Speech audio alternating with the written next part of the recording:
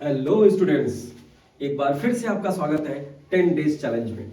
आज है आपके सामने केमिकल काइनेटिक्स चैप्टर नंबर 3। तो क्या आप तैयार हैं? और अगर तैयार हैं या तैयार हो के आए हैं एक जज्बे के साथ में कि हमें कुछ कर गुजरना है, हमें कुछ कर दिखाना है ना? अगर ऐसा जज्बा है आपके साथ में, ऐसी एनर्जी है आपके साथ में, तो आपको थकान नहीं आनी चाहिए। लेकिन एक चीज ध्यान रखना भैया, जाड़ा बहुत है, कपड़ा वपड़ा पहने रहो, समझे?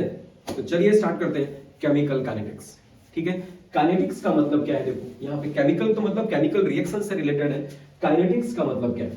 काइनेटिक्स का मतलब है rate of chemical reaction. Kinetics का मतलब है सिंपली रेट या स्पीड, ठीक है ना? तो केमिकल काइनेटिक्स में हम लोग क्या पढ़ने वाले हैं? We will study about the rate of chemical reaction. Rate मतलब speed of the chemical reaction. आप ऐसे समझो कि एक particular quantity of reactant product में कन्वर्ट हो रहा है, तो रिएक्टेंट से प्रोडक्ट में कन्वर्ट होने के लिए कितना टाइम चाहिए और क्या कंसंट्रेशन में चेंज हुआ।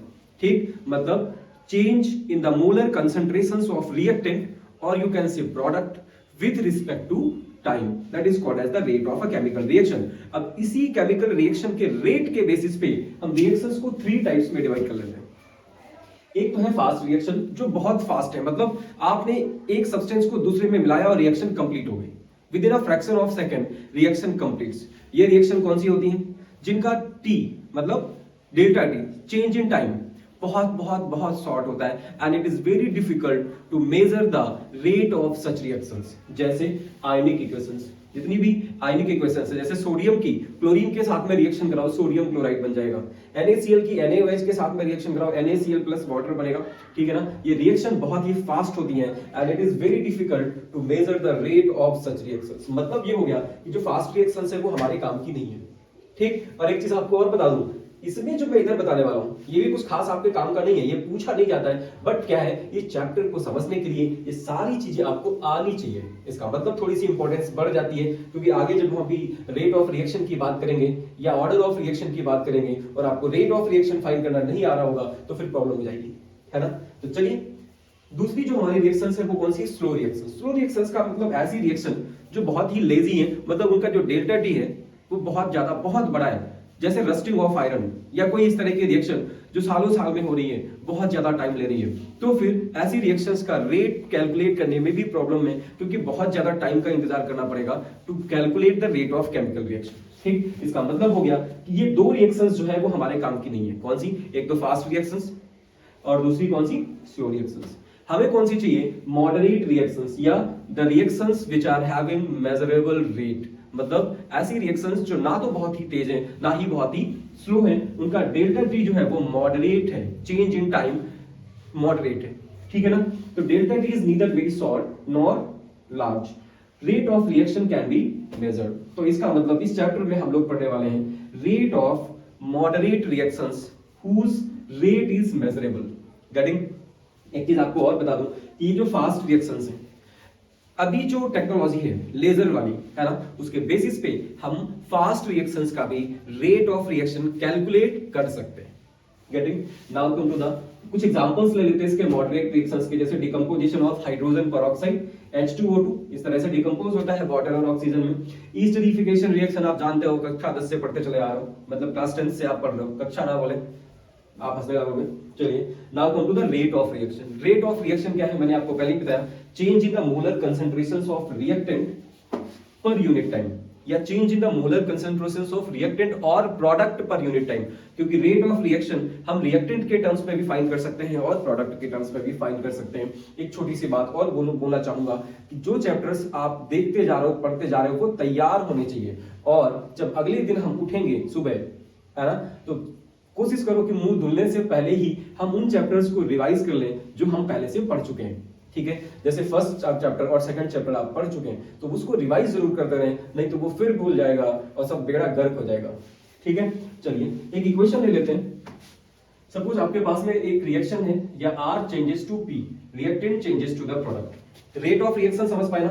Change in the molar concentrations of reactant per unit time. ऐसे फार्मूले में हम लिखेंगे तो change in the molar concentrations of reactant upon time taken for the change. अब रिएक्टेंट के टर्म्स में rate with respect to reactant लिखें अगर इस इक्वेशन के लिए, तो देखो रिएक्टेंट की कंसंट्रेशन कम हो रही होगी जब रिएक्शन प्रोसीड करेगी तो रिएक्शन की रिएक्टेंट की जो कॉन्सेंट्रेशन है that will decrease and the concentration of product will increase, है ना। तो हम यहां पर लिख सकते हैं rate equals to decrease in the molar concentration of R upon time taken. ठीक, ये जो डेल्टा है ये चेंज को रिप्रेजेंट कर रहा है, हमने यहाँ पे नेगेटिव साइन लिया है, ये नेगेटिव साइन किस चीज को रिप्रेजेंट कर रहा है, it represents the decrease in the molar concentrations, और ये जो ब्रैकेट आप यूज कर रहे हो big bracket that represents the molar concentration. छोटी छोटी चीजें हैं, आपको पता है, मेरा काम है बताना तो मैं बता देता हूं। अपॉन डेल्टा टी मतलब change decrease in the molar concentrations of reactant upon change in time. ठीक, दूसरा अगर हम रेट लिखें विद रिस्पेक्ट टू प्रोडक्ट तो क्या लिखेंगे, प्रोडक्ट की कंसंट्रेशन इंक्रीज कर रही होगी तो जाएगा increase in the molar concentrations of product upon time taken, उसी तरह से लिख देंगे delta P upon delta T. अब देखो एक छोटी सी बात कि जब जितना रिएक्टेंट डिक्रीज करेगा प्रोडक्ट उतना ही तो बनेगा। इसका मतलब हो गया कि जो रिएक्टेंट की जो decrease in the quantity of reactant है, ये decrease in the molar concentrations of reactant है will be equal to the increase in the molar concentrations of the product, है ना। तो हम ऐसे भी लिख सकते हैं कि minus D R upon delta R upon delta T equals to delta molar concentration of P upon delta T. ठीक है ना। इसके बाद जो बताने जा रहा हूं वहां से न्यूमेरिकल आपको मिलेगा 2 नंबर का। रेट ऑफ रिएक्शन से आगे पहुंचते हैं कि अगर सपोज हमने ये इक्वेशन ली a plus B gives out 2c, इसमें क्या है, rate of disappearance of a and b तो बराबर है, rate of disappearance of a and b is equal, but rate of formation of c is twice. मतलब अगर इस rate of formation of c को हम कंपेयर करें विद a तो c डबल है, b से कंपेयर करें तब भी c डबल है, लेकिन a और b जो है इनका रेट ऑफ डिसअपीयरेंस बराबर है। ठीक है ना। तो अगर मुझे बराबर करना है तो बराबर करने के लिए हम क्या लिख सकते हैं, 2 into rate of disappearance of a equals to 2 into rate of disappearance of b equals to rate of appearance of c. अब देखो ये तीनों की जो कॉन्सेंट्रेशन है, जो रेट ऑफ रिएक्शन है वो बराबर हो गए। ठीक, और हम इस तरह से लिख सकते हैं कि जो स्टोइकियोमेट्रिक कोफिशिएंट है उसको अपॉन में ले जाइए, डिवाइड कर दीजिए उससे, तो ये हो गया। इस तरह से लिख सकते हैं माइनस डेल्टा ए अपॉन डेल्टा टी, जो माइनस साइन किस लिए है, रेट ऑफ डिसअपीयरेंस, डिसअपीयर हो रहा है reactant, minus delta B upon delta T equals to 1/2 delta C upon delta T. मतलब ये जो स्टोइकियोमेट्रिक कोफिशिएंट है ये अपॉन में चला जाएगा, तो फिर क्या होगा, रेट ऑफ रिएक्शन सभी का, सारे रिएक्टेंट्स का और प्रोडक्ट्स का बराबर हो जाएगा, क्योंकि आपने पढ़ा था कि rate of disappearance of reactant must be equal to the rate of appearance of the product. ठीक, अब एक एग्जांपल ले लेते हैं कि सपोज आपने इक्वेशन ली Haber's process of ammonia formation N2 + 3s2 gives out 2s3, इसमें इसको कैसे लिखोगे, तो कैसे लिखेंगे, minus delta N2 upon delta T equals to, ये जो स्टोइकियोमेट्रिक कोफिशिएंट है ये अपॉन में चला गया, minus 1/3 delta H2 upon delta T equals to 1/2 delta लगाना यहाँ पे भूल गया, 1/2 delta NH3 upon delta T. ठीक, इस तरह से हम रेट ऑफ रिएक्शन लिख लेते हैं। अब देखो यहां से 2 नंबर का क्वेश्चन आता है। 2 नंबर का क्वेश्चन कैसे आता है, मैं एक छोटा सा एग्जांपल दे रहा हूं आपके लिए। ठीक है, कि सपोज एक केमिकल रिएक्शन है 2A gives out 4B + C। ध्यान से सुनिएगा, इसी टाइप के क्वेश्चन आपको मिलेंगे इस टॉपिक से। ठीक, और 2 नंबर का क्वेश्चन आएगा तो छोड़िएगा नहीं, और बहुत ही सस्ता है ना। अब ये मत कहिएगा एटीट्यूड में कि सस्ती चीजें हम लेते नहीं, है ना। ये 2 नंबर सस्ते नहीं है, खाली मेथड सस्ता है, बस सरल है in the sense. The concentration of B is found to increase by 5 into 10 की पावर -3 मोल लीटर इनवर्स इन 10 सेकेंड। कहता है B की जो कॉन्सेंट्रेशन है 5 into 10 की पावर -3 बढ़ जाती है 10 सेकेंड में। ठीक है ना। अब कैलकुलेट करने को क्या बोला है, rate of appearance of B और rate of disappearance of A। अब देखो एक बच्चा यहाँ पे कंफ्यूज हो जाएगा, पूछ रहा है, एक तो दे रखा है 5 into 10 की power -3 mole litre inverse in 10 second, this is the concentration of B increased by, मतलब इतनी कंसंट्रेशन बढ़ी हुई है। और यहां पे भी पूछ रहा है कि rate of appearance of B बताओ, बी तो प्रोडक्ट में है तो अपीयरेंस ही होगी, और अपीयरेंस ही दे रखी है इंक्रीज्ड मतलब अपीयरेंस। बेटा यहां पे दे रखा है 10 सेकंड में, और आपको निकालना है मोल पर लीटर पर सेकंड में, है ना। तो सबसे पहले क्या करें, जो इक्वेशन है उसको लिख लिया, इसका रेट का फॉर्मूला लिख लीजिए, लिख लिया, आपको आता है। तो rate of appearance of B क्या हो जाएगा, change in the molar concentration of B upon time taken. Change in the molar concentration of B कितना है, 5 into 10 की पावर -3, और डेल्टा टी दिया है इसने 10 सेकंड। समझिएगा ये फालतू का है। अब देखो 10 से इसको डिवाइड कर दिया तो आपको मिल गया 5 into 10 की power -4 mole litre inverse and second inverse. Unit लिखना मत छोड़िएगा, नहीं तो आधा नंबर आपका यूनिट का चला जाएगा। ठीक, अब देखो rate of disappearance of A find करते हैं। Rate of disappearance of A minus 1/2 delta A upon D T किसके बराबर है? 1/4 delta B upon delta T, है ना। हमने वही लिख लिया उतना, minus 1/2 delta A upon delta T equals to 1/4 delta B upon delta T.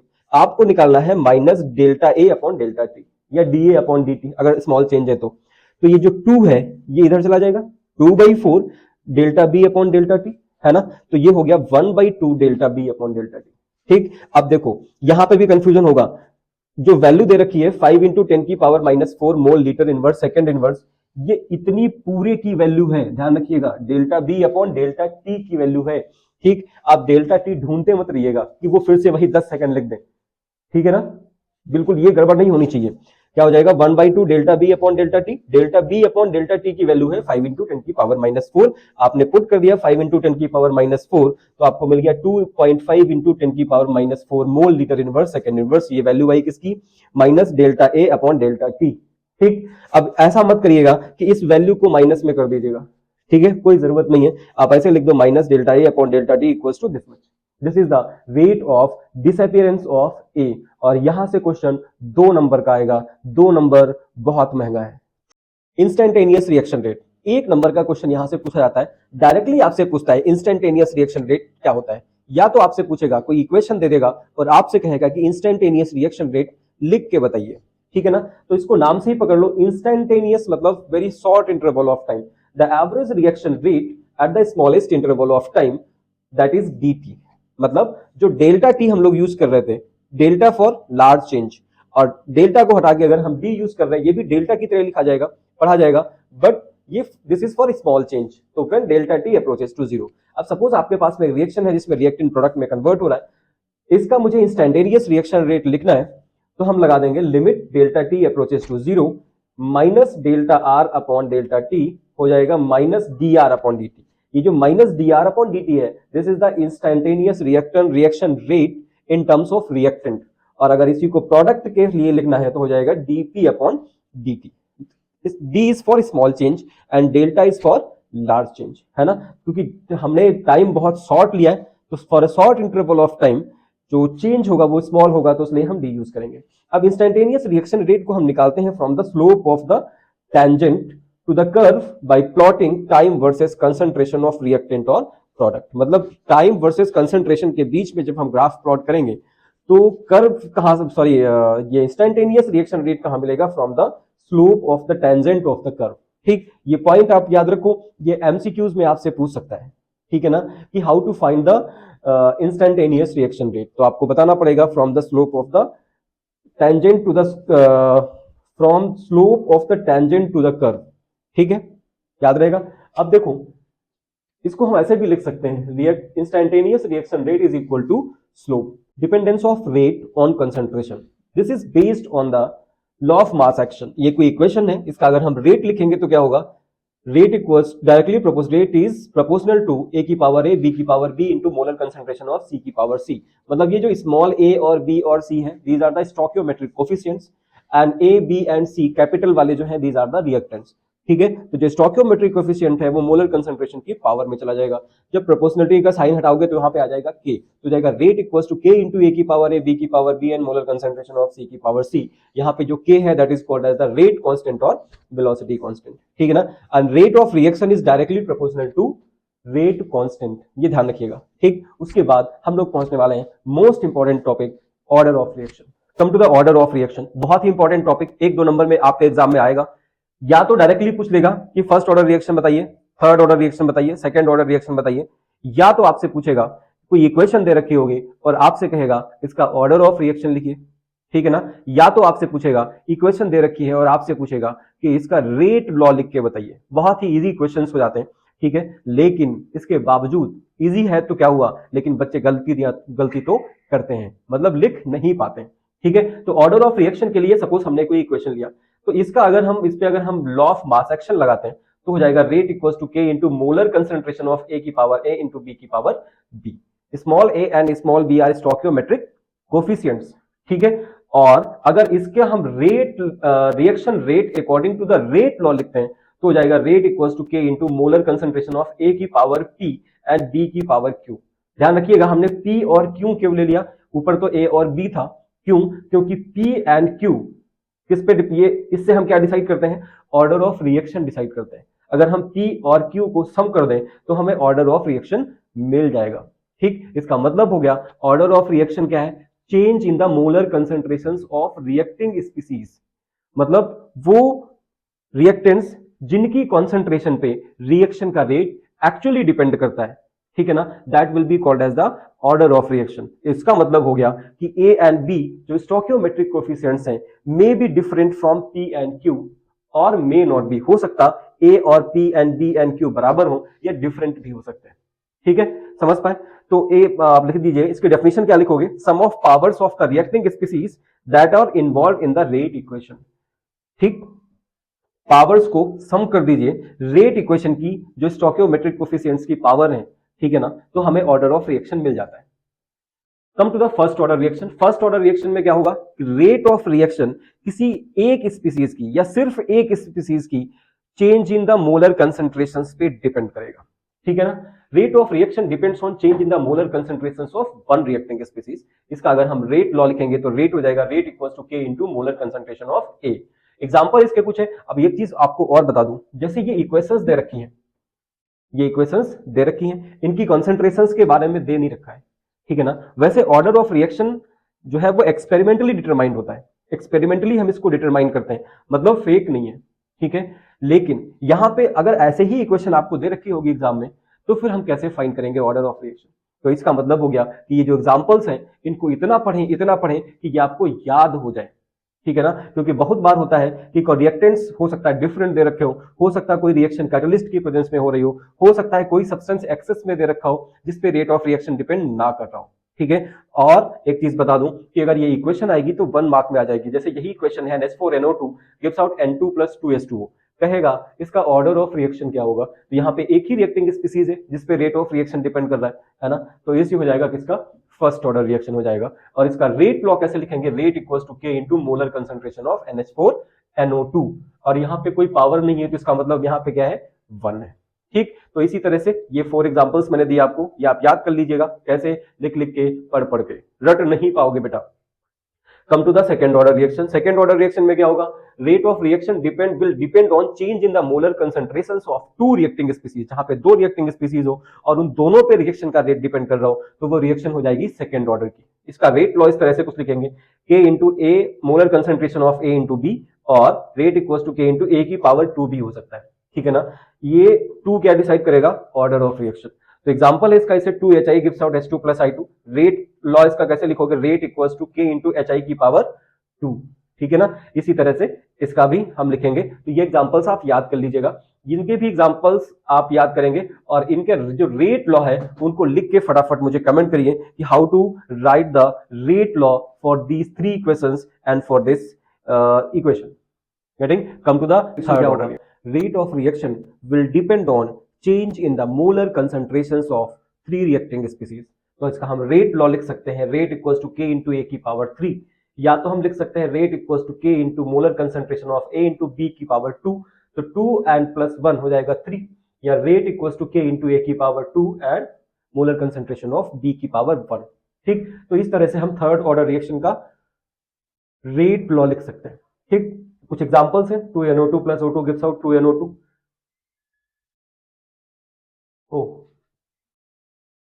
2NO2 + O2, कुछ एग्जांपल्स हैं, ये एग्जांपल्स, ठीक है ना। ये एग्जांपल्स आप प्रैक्टिस कर लीजिए, इसी में से कोई ना कोई आ जाएगा कि find the order of reaction या what will be the order of this reaction, ठीक, या राइट द रेट एक्सप्रेशन या rate law for this equation. तो जैसे ये इक्वेशन है, इसका मुझे रेट लॉ लिखना है, तो rate equals to K into NO2 की पावर 2 हो गया, क्योंकि स्टोइकियोमेट्रिक वैल्यू यहाँ पे 2 है, O2 पे कुछ नहीं है तो इसका मतलब 1 है, तो O2 लिख दिया मोलर कंसंट्रेशन की टर्म्स में, ठीक है। इस तरह से हो जाएगा थर्ड ऑर्डर। फिर आ जाओ zero order reaction. Zero order reaction क्या होता है, जीरो ऑर्डर रिएक्शंस जो है वो हेट्रोजेनस रिएक्शंस होती है। हेट्रोजेनस रिएक्शंस का मतलब ऐसी रिएक्शंस जो किसी कैटलिस्ट की प्रेजेंस में हो रही हो, ऐसी रिएक्शंस जो सनलाइट की प्रेजेंस में हो रही हो, जिसमें रिएक्शन का जो रेट है वो किसी भी रिएक्टेंट की कॉन्सेंट्रेशन पे डिपेंड नहीं कर रहा होता है, इस पे डिपेंड करता है, will depend on the catalyst, ठीक है ना। तो such type of reactions whose rate of reaction is independent on the concentrations of the reacting species, they are of mostly heterogeneous in nature, carried out in presence of catalyst. तो ध्यान रखो, arrow पे जहां पे भी catalyst दे रखा है, कोई भी इक्वेशन जहां पे कैटलिस्ट दे रखा है, ठीक है ना, इसका मतलब वो जीरो ऑर्डर रिएक्शन इसको बोलेंगे। जैसे यहाँ पे एग्जांपल लिया, 2NH3 gives out N2 + 3H2, किसकी प्रेजेंस में हो रही है? इन प्रेजेंस ऑफ प्लैटिनम कैटलिस्ट। तो इसका रेट लॉ कैसे लिखोगे? Rate equal to K into NH3 की पावर जीरो रहेगा। ध्यान रखिएगा, स्टोइकियोमेट्रिक वैल्यू यहाँ पे 2 है, लेकिन रेट लॉ में यहाँ पे जीरो रहेगा। क्यों? क्योंकि रेट ऑफ रिएक्शन इस NH3 की कॉन्सेंट्रेशन पे डिपेंड नहीं कर रही है। रेट ऑफ रिएक्शन इंडिपेंडेंट है concentration of the reacting species, तो जीरो रहेगा। तो जब जीरो रहेगा तो rate will be equal to rate constant, ठीक है ना। एक और दूसरी इक्वेशन है H2 + Cl2 gives out 2HCl। ये रिएक्शन सनलाइट की प्रेजेंस में हो रही है, तो सनलाइट पे डिपेंड करेगा, फिर इनकी कॉन्सेंट्रेशन पे डिपेंड नहीं करेगा। इसका रेट लॉ आप लिख के भेजिए फटाफट कमेंट बॉक्स में, इसका रेट लॉ क्या होगा। और इसके बाद है pseudo order reaction. Pseudo order reactions ऐसी रिएक्शंस होती हैं जिसमें जो रिएक्टिंग स्पीसीज है ना, जो रिएक्टिंग स्पीसीज है उसमें से एक रिएक्टेंट प्रेजेंट होता है इन सच अ लार्ज एक्सेस, मतलब उसकी क्वांटिटी बहुत ज्यादा होती है, एक्सेस में होता है, जिससे उसकी कॉन्सेंट्रेशन में जो चेंज होगा वो लगभग ना के बराबर होगा, ठीक है ना। Experimentally determined order is different from the expected. ये देखने में लगती है हायर ऑर्डर की, बट होती किसकी है? एक्चुअली फर्स्ट ऑर्डर की। इनको हम बोलते हैं स्यूडो केमिकल रिएक्शंस, ठीक है ना। एग्जांपल लिख दीजिए, inversion of cane sugar. Cane sugar का फॉर्मूला होता है C12H10 ठीक। वाटर के साथ में रिएक्शन कराइए। अब देखो वाटर यहाँ पे एक्सेस में, तो रेट ऑफ रिएक्शन देखने में लग रहा है कि ये दो रिएक्टिंग स्पीसीज हैं, तो दोनों पे डिपेंड कर रहा होगा। स्टार्टिंग में याद करो आपने क्या लिखा था, order of reaction is equal to P and P + Q, है ना, and that may be different from A and B, ठीक। तो यहाँ पे A and B की वैल्यू कितनी है? 1 and 1, but order of reaction कितना है? 1। देखने में कैसा लग रहा है? 2। तो रिएक्शन देखने में लगती है हायर ऑर्डर की, कि सेकंड ऑर्डर की होगी या थर्ड ऑर्डर की होगी, बट एक्चुअली कौन सी होती है? Actually it will be of first order, ठीक है ना। तो इनको हम बोलेंगे स्यूडो ऑर्डर रिएक्शंस। दो एग्जांपल हैं, एक तो हाइड्रोलिसिस ऑफ केन शुगर, या बोले तो inversion of cane sugar. Inversion क्यों बोल रहा हूं, अब क्यों बोला जाता है ये आपको पता होगा, आपने बायोमोलिक्यूल पढ़ा है, बायोमोलिक्यूल, है ना। और दूसरा है हाइड्रोलिसिस ऑफ ईस्टर्स। ये ईस्टर है एथाइल एथेनोएट, इसकी वाटर के साथ में रिएक्शन कराओगे तो ये बनेगा, वाटर यहाँ पे एक्सेस पे, ठीक है ना। तो रेट ऑफ रिएक्शन इस वाटर की कॉन्सेंट्रेशन पे डिपेंड नहीं कर रहा होगा। ध्यान रखिएगा, मैं बार बार बोल रहा हूं कि रिएक्शन देखने में हायर ऑर्डर की लगती है, बट एक्चुअली कौन सी होती है? फर्स्ट ऑर्डर की होती है। क्यों? क्योंकि उसमें कोई एक रिएक्टिंग स्पीसीज एक्सेस में प्रेजेंट होता है जिसकी कॉन्सेंट्रेशन में चेंज लगभग ना के बराबर होती है, तो वो इंडिपेंडेंट हो जाता है उस पर, तो रिएक्शन एक्चुअली हो जाती है फर्स्ट ऑर्डर की। Units of rate constant. Rate constant के की यूनिट क्या होगी, ये हम किसके बेसिस पे डिसाइड करेंगे? Will decide on the rate equation, ठीक है ना। रेट इक्वेशन होता है रेट इक्वल्स टू के into change in the molar concentration of reacting species. यहाँ पे 0 भी हो सकता है, 1 भी हो सकता है, 2 भी हो सकता है, 3 भी हो सकता है ना। Will depend on the order of reaction, getting. तो रेट जो होता है उसको हम मेजर करते हैं मोल्स पर लीटर पर सेकेंड, या मोल litre inverse and second inverse. और जो ये मोलर कंसंट्रेशन ऑफ रिएक्टेंट है ये होता है मोल पर लीटर, तो आपने लिखा मोल लीटर इनवर्स। तो के अगर फाइंड करना होगा आपको तो ये हो जाएगा mole litre inverse second inverse, या rate upon molar concentration of the reacting species. यहाँ पे मैंने पावर n लगाया है, n इसलिए लगाया है कि ये 0 से लेकर के 3 तक कुछ भी हो सकता है। तो अगर जीरो ऑर्डर रिएक्शन है तो यहाँ पे 0 रहेगा, फर्स्ट ऑर्डर रिएक्शन है तो 1 रहेगा, सेकेंड ऑर्डर रिएक्शन है तो 2 होगा, and the third order reaction है तो 3 होगा, ठीक। बहुत इंपॉर्टेंट है, जो आपके एमसीक्यूज क्वेश्चंस आते हैं ये एमसीक्यूज में आपसे पूछ सकता है, what is the unit of rate constant for first order, या which one of the following is the unit of rate constant for zero order reaction। इस तरह से क्वेश्चंस यहाँ से पूछता है, ठीक है। तो फर्स्ट ऑर्डर रिएक्शन के लिए अगर हम रेट इक्वेशन लिखते हैं तो रेट इक्वल्स टू होता है के into change in the molar concentration of one reacting species. तो यहां से हम निकालेंगे तो के इक्वल्स टू हो जाएगा rate upon change molar concentration of reacting species, है ना, क्योंकि एक ही रिएक्टिंग स्पीसीज है। रेट का है unit mole litre inverse second inverse, and molar concentration का यूनिट है मोल पर लीटर, तो मोल लीटर इनवर्स। तो मोल लीटर इनवर्स से मोल लीटर इनवर्स कैंसिल आउट हो गया। फर्स्ट ऑर्डर रिएक्शन के लिए जो के का यूनिट है वो आ गया सेकेंड इनवर्स, ठीक है। इसी तरह सेकेंड ऑर्डर के लिए रेट होता है के इंटू ए की पावर 2। तो यहां पे जो यूनिट आएगा जब हम सिंप्लीफाई करेंगे तो आएगा मोल litre inverse, sorry mole inverse litre second inverse. For third order reaction rate equation होता है rate equals to K into A की पावर 3, है ना। तो के इक्वल्स टू क्या हो जाएगा? रेट अपॉन ए की पावर 3। रेट होता है मोल litre inverse and second inverse, और ये होता है मोल लीटर इनवर्स यहाँ पे पावर 3 है तो आपने पावर 3 कर दिया। ठीक, जब सिंप्लीफाई करेंगे तो रेट कांस्टेंट की यूनिट आ जाएगी mole inverse two litre square and second inverse.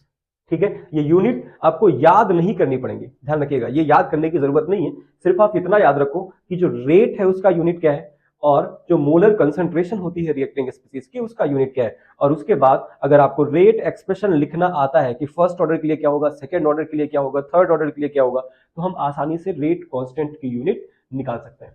ठीक है, जीरो ऑर्डर रिएक्शन में क्या होगा, rate equal to K into A की पावर जीरो, तो ये जो पूरा टर्म है ये जीरो हो गया, तो जो रेट होगा वो रेट कांस्टेंट के बराबर हो जाता है। तो इसका मतलब जो के की यूनिट होगी वो रेट ऑफ इक्वेशन के बराबर होगा, that will be the mole litre inverse and second inverse. This is for zero order reaction. बहुत इंपॉर्टेंट है, बहुत इंपॉर्टेंट है। गैसियस रिएक्शंस अगर हो रही हैं तो गैसियस रिएक्शंस में क्या हो जाएगा, बार जो प्रेशर लेना पड़ेगा मुझे और प्रेशर की यूनिट लेंगे हम बार, तो उसको अगर हम सिंप्लीफाई करेंगे, यहाँ पे मैंने करके आपको नहीं दिखाया, फर्स्ट ऑर्डर रिएक्शन के लिए हो जाएगा एस इनवर्स मतलब सेकंड इनवर्स, सेकंड ऑर्डर के लिए bar inverse and second inverse, third order के लिए bar inverse two and second inverse. ठीक है, तो ये हो जाता है units of rate constant for different order reactions. इसके बाद हम लोग आते हैं मॉलिक्युलरिटी ऑफ द रिएक्शन पे। ये मॉलिक्युलरिटी ऑफ रिएक्शन भी 1 मार्क में पूछ लिया जाता है। एलिमेंट्री एंड कॉम्प्लेक्स रिएक्शंस भी पूछा जाता है कि एलिमेंट्री रिएक्शंस क्या होता है। ठीक है, उस पर बात करेंगे और उसके बाद पहुंचेंगे determination of order of reaction. Come to the elementary and complex reaction. देखो एलिमेंट्री रिएक्शंस क्या होती हैं, ऐसी रिएक्शंस जो एक ही स्टेप में कंप्लीट हो जाए उनको हम बोलते हैं एलिमेंट्री रिएक्शंस। और ऐसी रिएक्शंस जो एक स्टेप में कंप्लीट ना हो, मतलब more than one step is required for the completion, इसका मतलब हो गया कि वहां पे एक से ज्यादा इंटरमीडिएट्स की फॉर्मेशन हो रही होगी, उनको हम बोलेंगे complex reaction. The reactions which complete in one step only, कुछ एग्जांपल्स दे रखे हैं आपके पास में, these are called the elementary reactions. And the reactions which proceed in multi step reaction, one or more intermediate will be formed. Such type of reactions will be called as complex reactions. और complex reaction में जो slowest step होगा that will determine the order of reaction and that will determine the rate of a chemical reaction.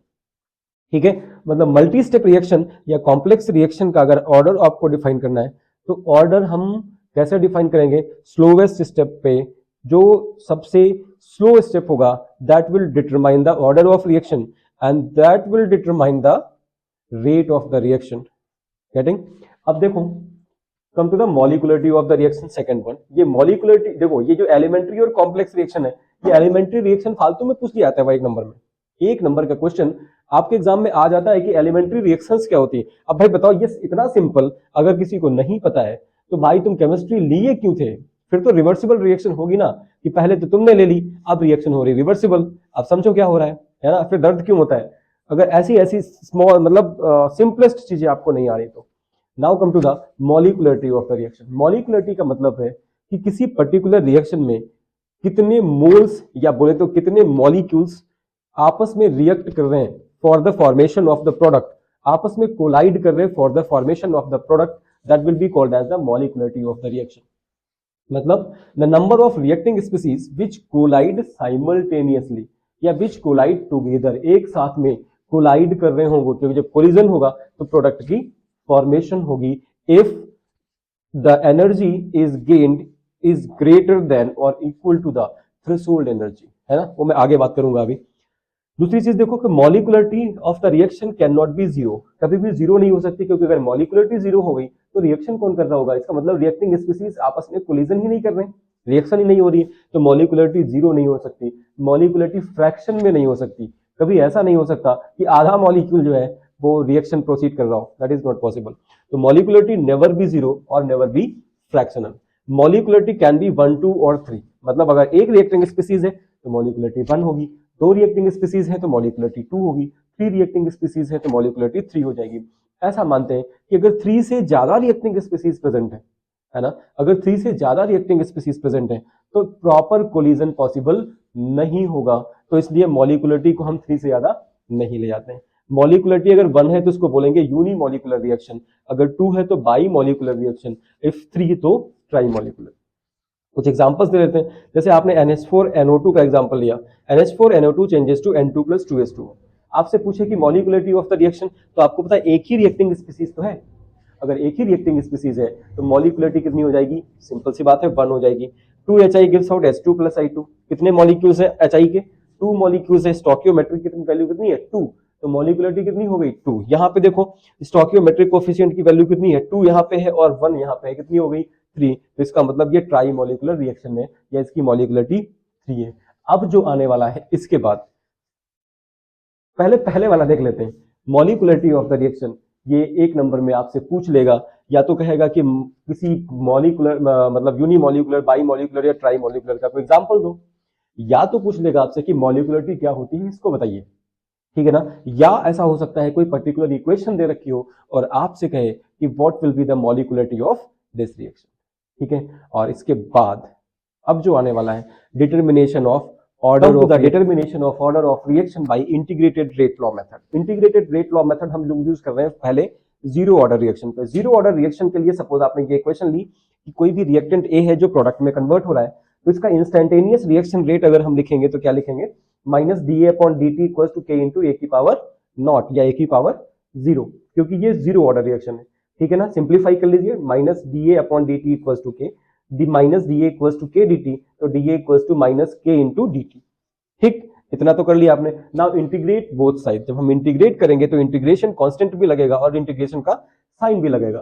तो आपने लिया integration of D molar concentration of A = -kT k × integrate dt, ठीक। यहां से simplify किया तो आपके पास में इक्वेशन आई, molar concentration of A = -kT + I, where I is the integration constant. ये कांस्टेंट होता है जब भी हम किसी स्पीसीज को इंटीग्रेट करते हैं तो वहां पे यूज करते हैं, ठीक। अगर इस I की वैल्यू, इंटीग्रेशन कांस्टेंट I की वैल्यू फाइंड करनी है आपको, तो कैसे फाइंड करोगे, value of I can be calculated from the initial concentrations.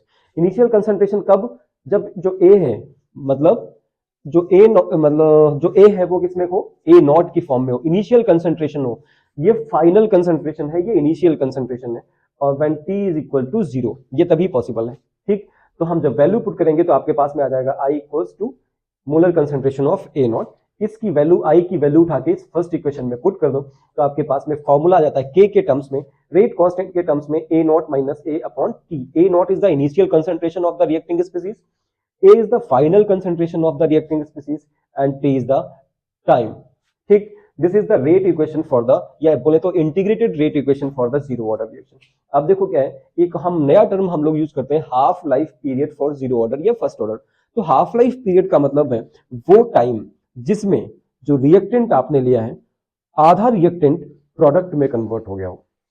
Time required for the conversion of the reacting species 50% to the product, ठीक। तो उसको हम बोलते हैं हाफ लाइफ पीरियड। तो हाफ लाइफ पीरियड के टर्म्स में मतलब टाइम चाहिए होगा, तो इस इक्वेशन को टी के टर्म्स में लिख लो तो हो गया A0 - A/T, ठीक।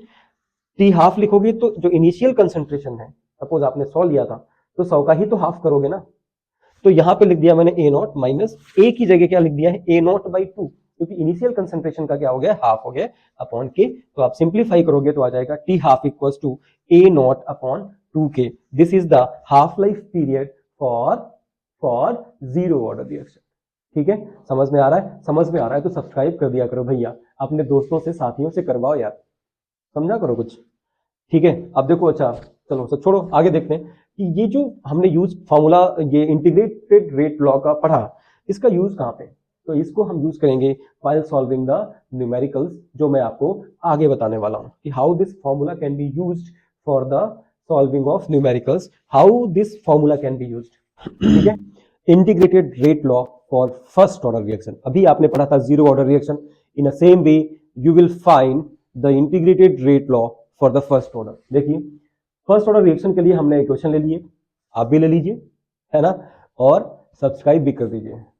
उसके बाद इसका हम इंस्टेंटेनियस रिएक्शन रेट लिखेंगे फॉर द फर्स्ट ऑर्डर, तो हो जाएगा -dA/dt = k × molar concentration of A, -dA/A = k dt, मतलब A को हमने इधर लिया, dt को इधर पास कर दिया। नाउ इंटीग्रेट बोथ साइड, तो इंटीग्रेट करने पर आपके पास में इक्वेशन आ गई -ln A = kT + I, where I is the integration constant. इससे पहले वाले में, मतलब जीरो ऑर्डर में हम क्या कर रहे थे, I की वैल्यू फाइंड कर रहे थे from initial concentration, I is the integration constant.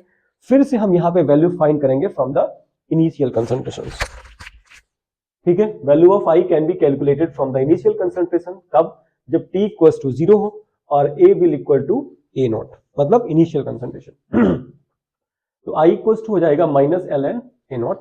ठीक, now put the value of i in equation first. i की जो वैल्यू यहाँ पे आई है, ये वैल्यूज पुट करने के बाद उसको यहाँ पे फर्स्ट इक्वेशन में रख दो। तो फर्स्ट इक्वेशन में रखोगे तो आपका पास कुछ इस तरह से इक्वेशन आएगी, मुझे पक्का विश्वास है आपको समझ में आएगी जरूर। तो L N A not upon A equal to K T, K के टर्म्स में लिखोगे, देखो एल एन है, L N is the log to the base e, that is the natural log. ln को जब log टू द बेस 10 में convert करते हैं तो 2.303 से मल्टीप्लाई करते हैं। तो आपने इसको जब कन्वर्ट किया ln को log टू द बेस 10 में, तो जाएगा k equal to 2.303 upon t into log A not upon A. ठीक ना, this is the integrated rate law for the first order reaction. फिर से बताऊंगा, इसका यूज न्यूमेरिकल्स में होगा और यहां से 3 नंबर का न्यूमेरिकल मिलता है। इससे पहले भी बता चुका हूं, इलेक्ट्रोकेमिस्ट्री में भी जो न्यूमेरिकल आता है वो 3 मार्क्स का आता है, केमिकल काइनेटिक्स में भी 3 मार्क्स का न्यूमेरिकल मिलेगा, और अगर सॉल्यूशन से आएगा तब भी 3 मार्क्स का न्यूमेरिकल मिलेगा। न्यूमेरिकल 3 मार्क्स का ही मिलेगा। मैक्सिमम 8 to 10 मार्क्स के न्यूमेरिकल आपको मिल सकते हैं। अगर बहुत ज्यादा न्यूमेरिकल आते हैं आपके एग्जाम में तो 60 मार्क्स की आपकी थ्योरी होगी, ऑर्गेनिक और इनऑर्गेनिक एंड फिजिकल। ठीक है, अब देखो, अगर हमने मान लिया कि A is the initial concentration A not है, ए नॉट को अगर हम ए मान लें, और हमने मान लिया कि इन टाइम टी समय के बाद जो इनिशियल कंसंट्रेशन था उसका एक्स पार्ट जो है वो डिसइंटीग्रेट कर गया, मतलब रिएक्टेंट से प्रोडक्ट में कन्वर्ट हो गया। तो इस इक्वेशन को हम मॉडिफाई कर लेंगे, k equals to 2.303 upon t into log a is the initial concentration, कितना डिसइंटीग्रेट हुआ था, x, तो आपने लिख दिया a upon a minus x। ठीक है ना, this is somewhat you can say simplified from this, क्योंकि a नॉट अपॉन a में अगर आपको कंफ्यूजन हो रहा है तो आप इस तरह से यूज कर सकते हो। अब देखो, फर्स्ट ऑर्डर रिएक्शन का हाफ लाइफ हम कैसे डिटरमाइन करेंगे। तो हाफ लाइफ पीरियड एक बार फिर से बता दूं, हाफ लाइफ का मतलब है वो टाइम जिसमें आधा रिएक्टेंट जो है वो किस में कन्वर्ट हो जाए, प्रोडक्ट में कन्वर्ट हो जाए, है ना। तो इसका फॉर्मूला आपने पढ़ा था, ये integrated rate law for first order, ये उसका मॉडिफाइड फॉर्म था। मॉडिफाइड नहीं, मतलब पी के टर्म्स में लिख दे तो ये आ जाएगा, है ना। अब देखो, ये इसका मॉडिफाइड फॉर्म है, ये वाला। ठीक, टी हाफ अगर लिखेंगे तो इनिशियल कंसंट्रेशन जो है और फाइनल कंसंट्रेशन, इनिशियल कंसंट्रेशन का हाफ होगा ना। तो आप देखो, आपने लिखा T half equals to 2.303 upon K, इसमें वैल्यू मैंने पुट कर दी है, ए इनिशियल कंसंट्रेशन है और ये एक्स पार्ट इंटीग्रेट हुआ है, तो एक्स पार्ट कितना हो गया होगा, इनिशियल कंसंट्रेशन का हाफ ही तो हो गया होगा, है ना। तो आपने लिखा A upon A minus A by 2, तो आप सिंप्लीफाई करोगे तो आ जाएगा T half equals to 2.303 upon K into log 2 की वैल्यू होती है 0.3010। तो जब log 2 की वैल्यू रखोगे तो फर्स्ट ऑर्डर रिएक्शन के लिए टी हाफ आ जाएगा 0.693 बाई के। गेटिंग, और यहां से आपको न्यूमेरिकल मिलेगा इधर फ्रॉम फर्स्ट ऑर्डर और फ्रॉम जीरो ऑर्डर। आपसे कहेगा टी हाफ फाइन करो, आपसे कहेगा रेट कांस्टेंट फाइन करो, कितने परसेंट डिसइंटीग्रेट हो गया। ठीक है ना। तो अगर ऐसे क्वेश्चंस में प्रॉब्लम है तो थोड़ा सा इंतजार करिए, 12 जनवरी के बाद मैं chapter wise solution, electrochemistry and chemical kinetics तीनों के लिए न्यूमेरिकल का सेक्शन लेके आऊंगा, पीवाईक्यूज लेके आऊंगा, और वो ऐसे क्वेश्चन होंगे जो आपके एग्जाम में आने वाले होंगे। और देखिएगा, आ ना जाए तो बताइएगा। आपके पास टाइम बहुत कम है और मेरे पास भी। मैं चाहता हूं आपका टाइम बहुत कम खर्च हो और आप उसमें मैक्सिमम स्कोर कर सको, है ना। उसके लिए मैं एक्सप्लेनेशन कम करता हूं और काम की बात ज्यादा। ठीक है, तो यहां पे देखिए, अभी आप पढ़ रहे थे integrated rate law for first order and zero order and their half life period. उसमें आपने पढ़ा था, जो भी पढ़ा उसको याद करिए, है ना। और अब देखो, ये क्वेश्चन आता है यहाँ पे स्लोप पूछ लेता है आपसे, फर्स्ट ऑर्डर रिएक्शन में इसका स्लोप क्या होगा, सेकेंड ऑर्डर रिएक्शन में इसका स्लोप क्या होगा। तो देखो, for zero order reaction if a graph is plotted between molar concentration of the reacting species and time. ध्यान रखिएगा, ये 1 नंबर का क्वेश्चन है, इस 1 2 3 1 नंबर का क्वेश्चन इसमें से आ रहा है, ना है ना तो जो बताओगे वो करूंगा। 1 नंबर का क्वेश्चन आ रहा है, चाहे वो एमसीक्यूज में हो, चाहे वो 1 मार्क क्वेश्चन में हो, या कहीं पे भी आए, 1 नंबर का क्वेश्चन आएगा ही आएगा। क्या कह रहा है, फॉर जीरो ऑर्डर रिएक्शन अगर स्लोप आपसे पूछता है और अगर कह रहा है कि ग्राफ प्लॉट किया है किसके बीच में, molar concentration of reacting species and time, तो स्लोप इक्वल्स टू होगा माइनस के, एमसीक्यू का क्वेश्चन है, लिख के रख लो, एमसीक्यू का क्वेश्चन है, लिख के रख लो। For first order reaction graph between L N A मतलब log to the base E, है ना, एंड टाइम, इसके बीच में अगर फॉर फर्स्ट ऑर्डर, ध्यान रखिएगा, तो स्लोप हो जाएगा माइनस के। और अगर ग्राफ प्लॉट किया है किसके बीच में, between L N A not upon A and time, ठीक, तो स्लोप आएगा माइनस के अपॉन 2.303। इस वीडियो में इतना ही। नेक्स्ट वीडियो में जो थोड़ा बहुत टॉपिक बचा हुआ है वो नेक्स्ट वीडियो में 20-25 मिनट का वीडियो होगा, या हो सकता है इससे भी कम में हो, उसको कवर करते हैं। न्यूमेरिकल्स के लिए अलग से सीरीज लेके आऊंगा, आपके एग्जाम सीरीज फॉर न्यूमेरिकल्स, ठीक है। तो अभी के लिए सब्सक्राइब करिए, लाइक करिए, शेयर करिए। मैं थोड़ा खाना वाना खा लेता हूँ, क्योंकि जिस एरिया में मैं रह रहा हूँ हो सकता है 9-10 बजे के बाद दुकानें बंद हो जाए, मुझे खाने को भी कुछ ना मिले, है ना। और लास्ट में क्या होगा फिर, भैया खिचड़ी पकावे पड़ी, बाकी कोई चांस ना है ना यहाँ पे। चलिए, all the best for your exams. Subscribe, share and like.